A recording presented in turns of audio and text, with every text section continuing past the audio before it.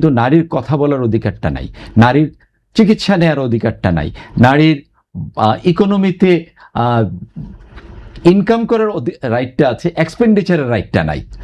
এই মানসিকতা থেকে যতদিন পর্যন্ত না বাংলাদেশ বের হয়ে আসবে ততদিন পর্যন্ত আসলে আমার ইকোনমির একটা বিরাট অংশ আমি মিস করে যাব, বাংলাদেশের অর্থনীতির বিরাট অংশ আমরা মিস করে যাব।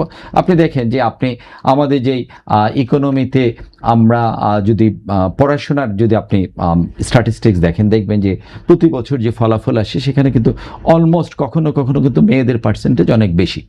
কিন্তু এই মেয়েরাই যখন শিক্ষিত হয়ে বের হচ্ছে তাদের কত পার্সেন্ট চাকরিতে আসতেছে, কত পার্সেন্ট উদ্যোক্তা হচ্ছে? যারা উদ্যোক্তা হচ্ছে তারা কি আসলে তাদের জায়গাটায় সে আলটিমেটলি সিদ্ধান্ত নিতে পারছে, নাকি পিছনে আরেকজন তাকে সিদ্ধান্ত নেওয়ার ক্ষেত্রে প্রধান চালিকা শক্তি হিসেবে ব্যবহৃত হচ্ছে?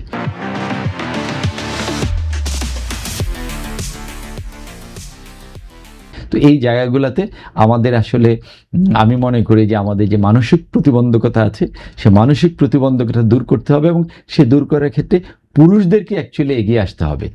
জি, আমরা একদম শেষ সময় চলে এসেছি। আপনার কাছে আমার সর্বশেষ প্রশ্ন থাকবে, গ্রামীণ অর্থনীতি, এসএমই এবং সিএমএসএমই খাতকে পুনরুজ্জীবিত করতে বাংলাদেশ ব্যাংক, সরকার এবং ক্ষুদ্র ঋণ প্রতিষ্ঠান কার দায়িত্ব, কি হওয়া উচিত, এবং এই মুহূর্তে সব থেকে বেশি অগ্রাধিকার দিয়ে কোন পদক্ষেপ নেওয়া উচিত?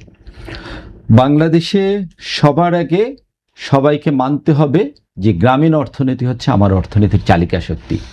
এই বুঝটা যেদিন চলে আসবে সেই দিন হবে প্রথম সিদ্ধান্ত, যে আমাকে প্রথম সিদ্ধান্ত নিতে হবে যে আমার অর্থনীতির মেইন চালিকা শক্তি হচ্ছে গ্রামীণ অর্থনীতি। দ্বিতীয়, এই গ্রামীণ অর্থনীতিকে যেদিন আমি মনে করব যে প্রধান চালিকা শক্তি, তখন গ্রামীণ অর্থনীতিকে কেন্দ্র করে আমার অর্থনৈতিক পলিসিটাকে ঢেলে সাজাতে হবে।